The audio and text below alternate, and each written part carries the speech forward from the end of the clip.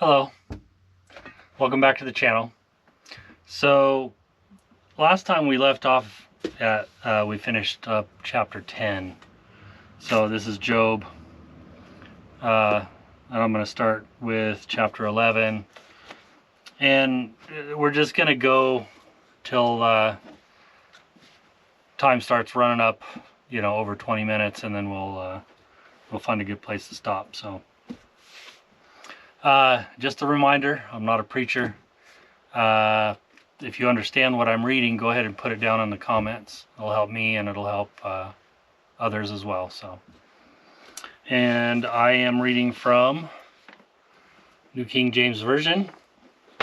This is a Thomas Nelson Bible, and let's get started.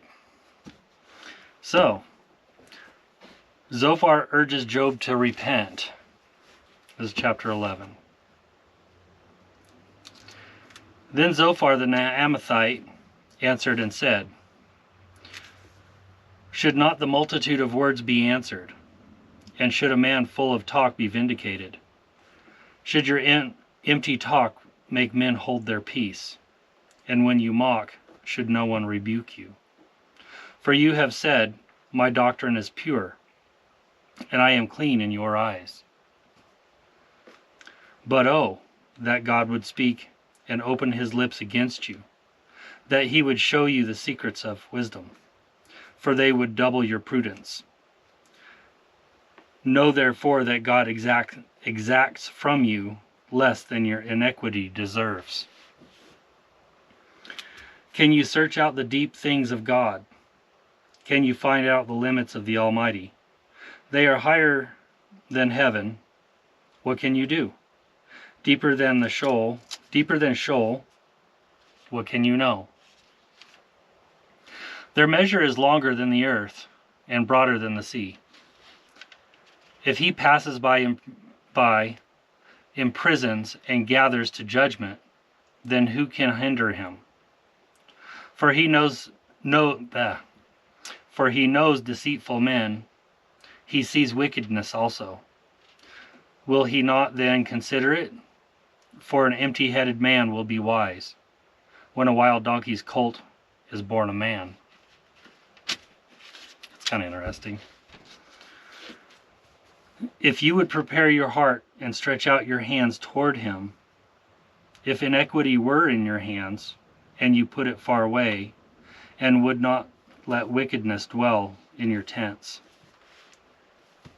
then surely you could lift up your face without spot. Yes, you could be steadfast and not fear,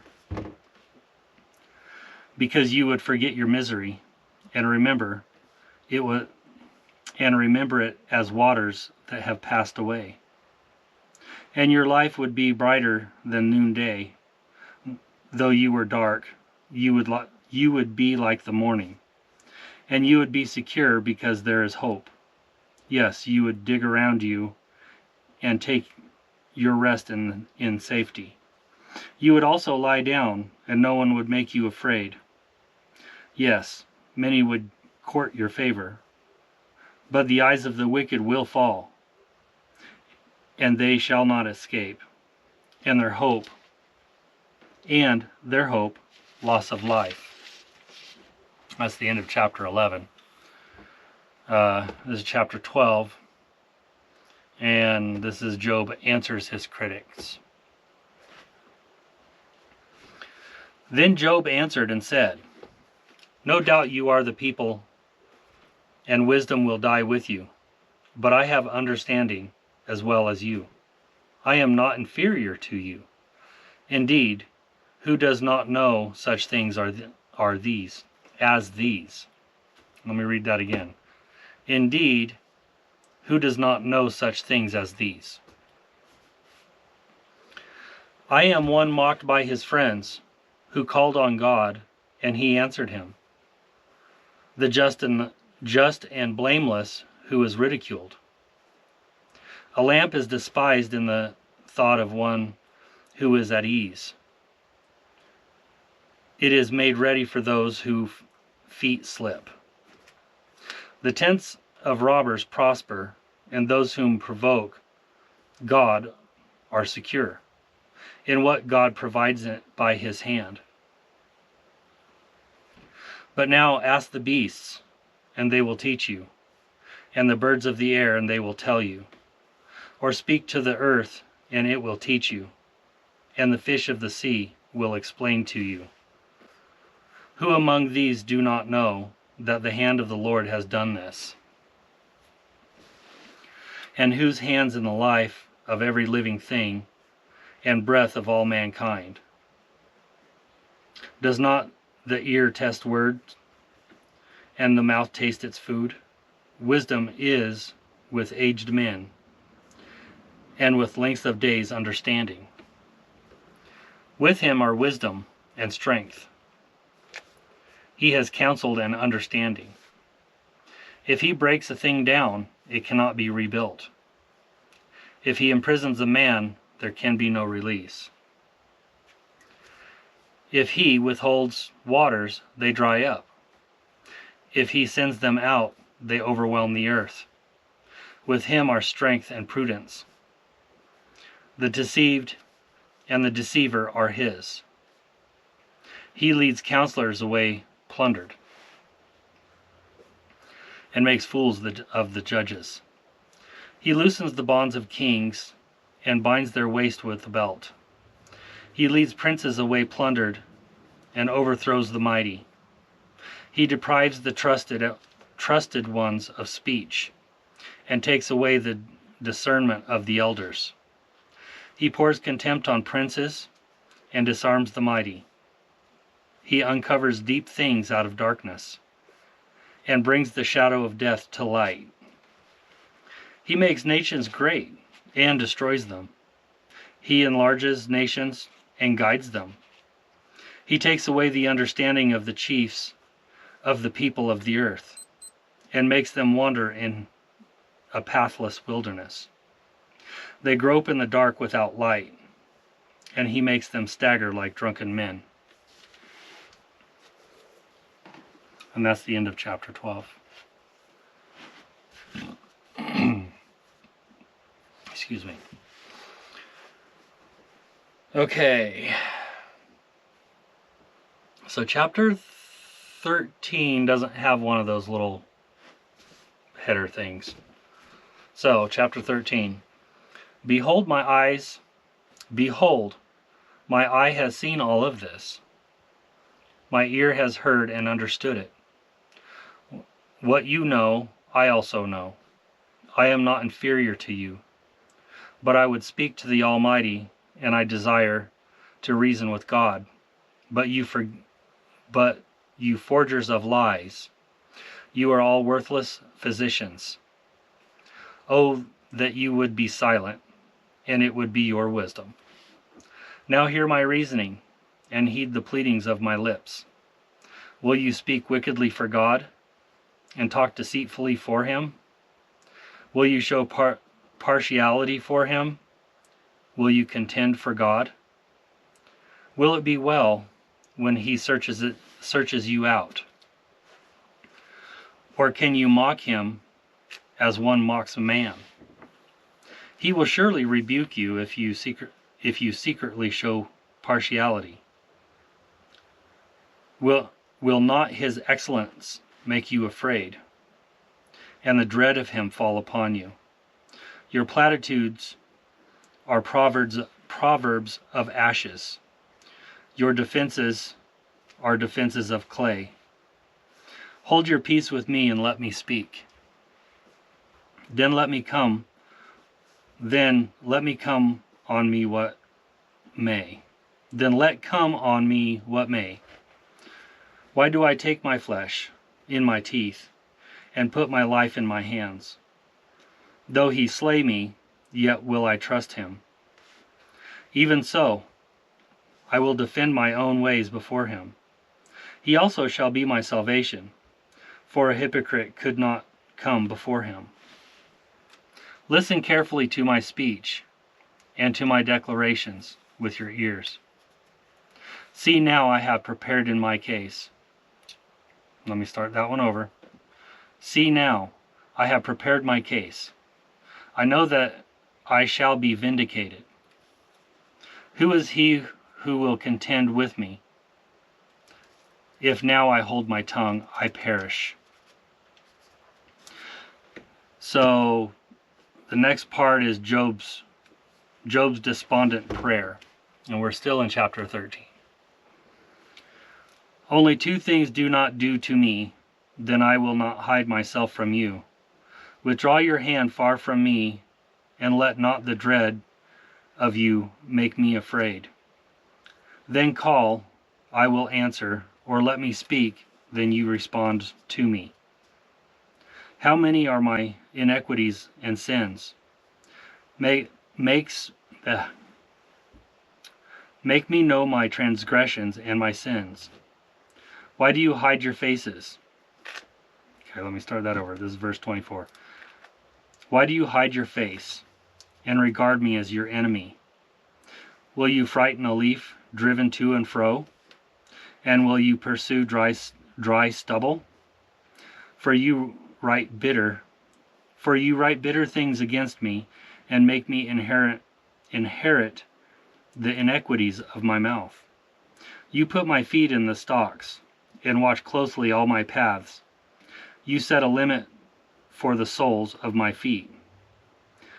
Man decays like a rotten thing. Let me start that over. Man decays like a rotten thing, like a garment that is moth-eaten. And that's the end of chapter 13. Chapter 14. Man who is born of woman is of few days and full of trouble. He comes forth like a flower and fades away. He flees like a shadow and does not continue. And do you open your eyes on such a one, and bring me to judgment with yourself? Who can bring a clean thing out of an unclean? No one. Since his days are determined, the number of his months is with you. You have appointed his limits, so he cannot pass. Look away from him, that he may rest, till like a hired man he finishes his day. For there is hope for a tree, if it is cut down, that it will sprout again, and that its tender shoots will not cease.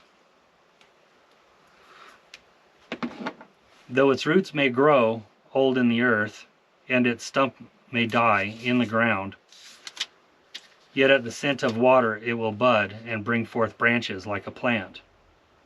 Man dies and is laid away. Indeed he breathes his last, and where is he? As water disappears from the sea, and river becomes parched and dries up, so man lies down and does not rise. Till the heavens are no more, they will not wake, nor be roused from their sleep. Oh, that you would hide me in the grave, that you would conceal me until your wrath is past, that you would appoint me a set time and remember me. If a man dies, shall he live again? All the days of my hard service I will wait, till my changes come. You shall call, and I will answer you. You shall desire the work of your hands. For now you number my steps, but do not watch over my sins. My transgression is sealed up in a bag, and you cover my iniquity.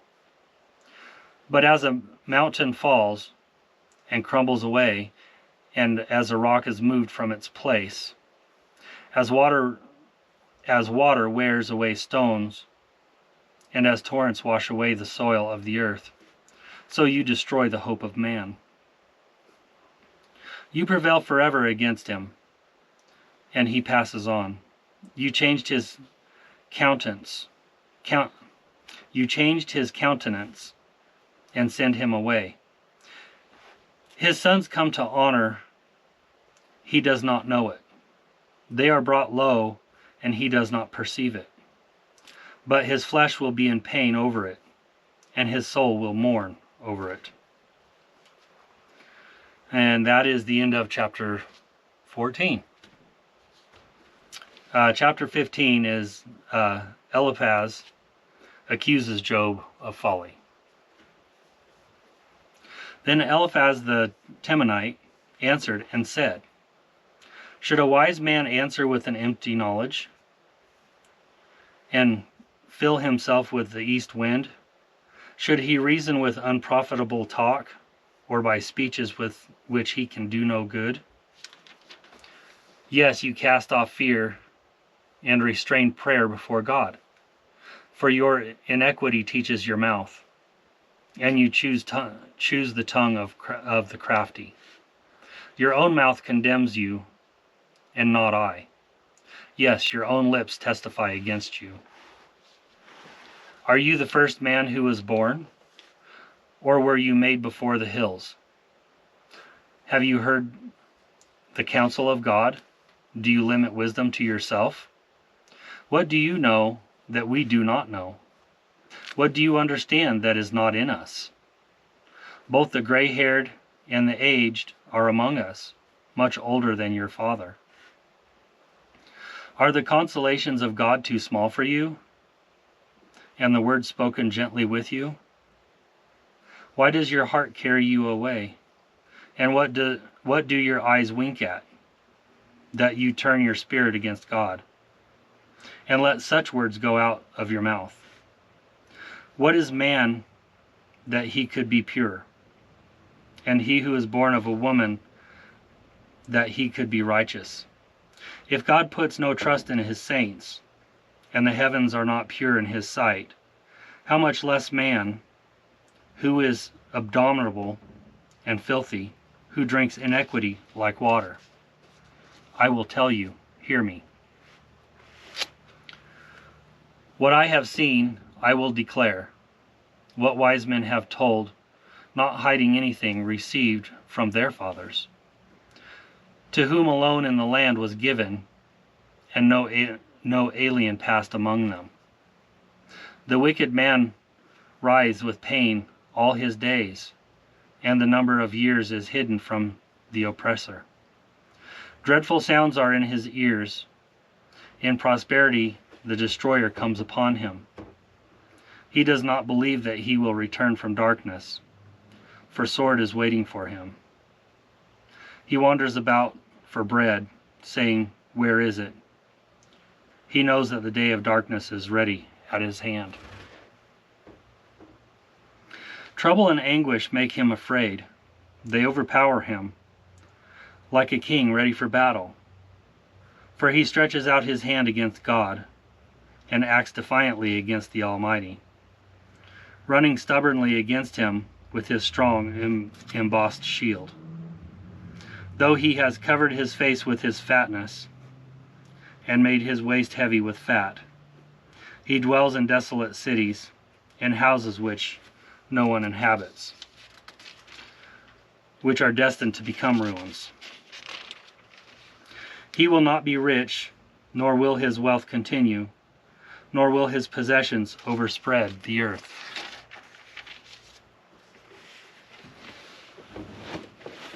He will not depart from darkness, the flame will dry out his branches, and by the breath of his mouth he will go away.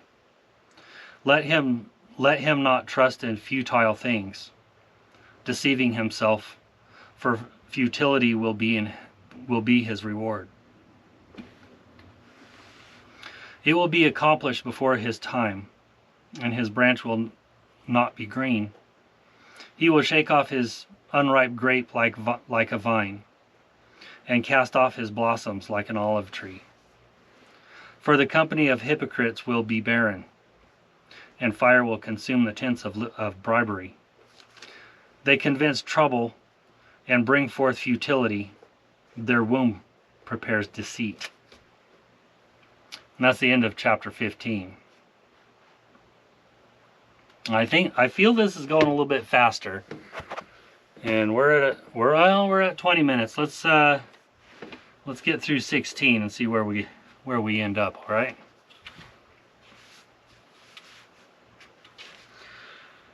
So, chapter 16, Job reproaches his pitiless friends.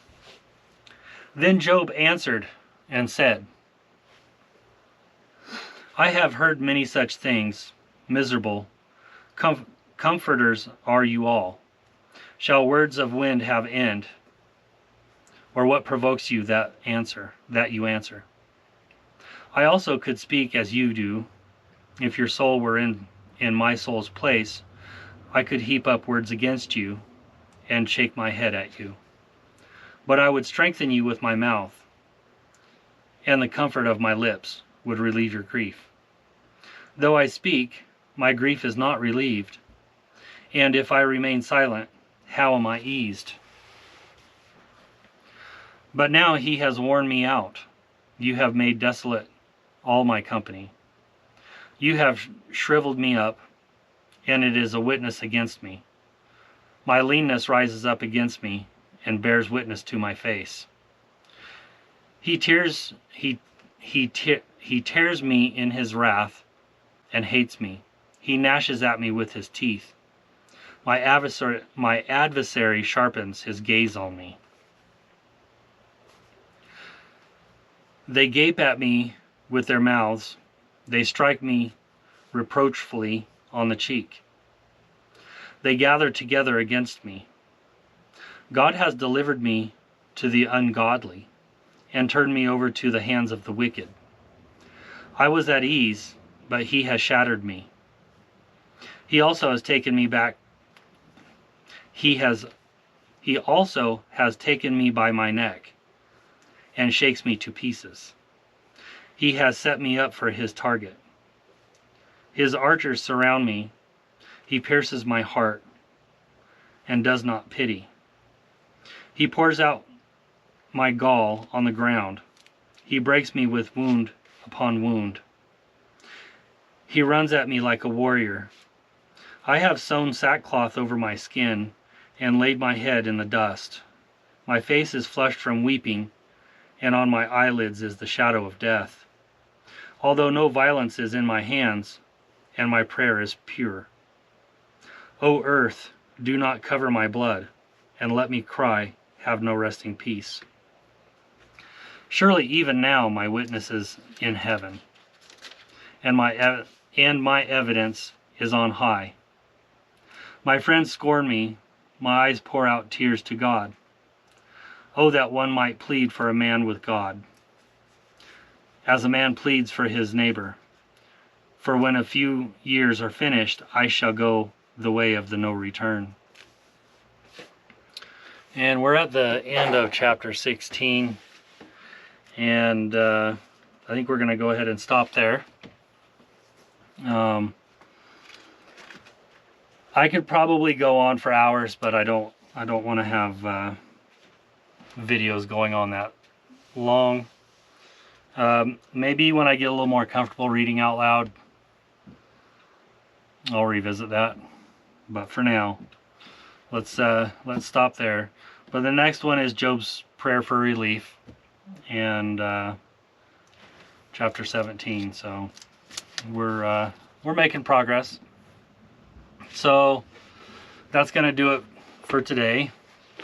Now, I was doing a little bit of research, and from what I can tell, and I could be wrong, and somebody correct me please, but the land of Uz, I believe, if you look on here, is in this area here.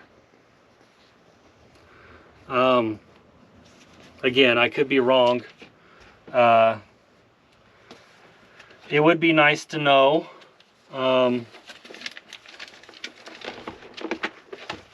Just out of my own curiosity as well, because you know, you can find a lot of that stuff when you look online, but this particular, you know, nobody knows exactly where the land of Uz is.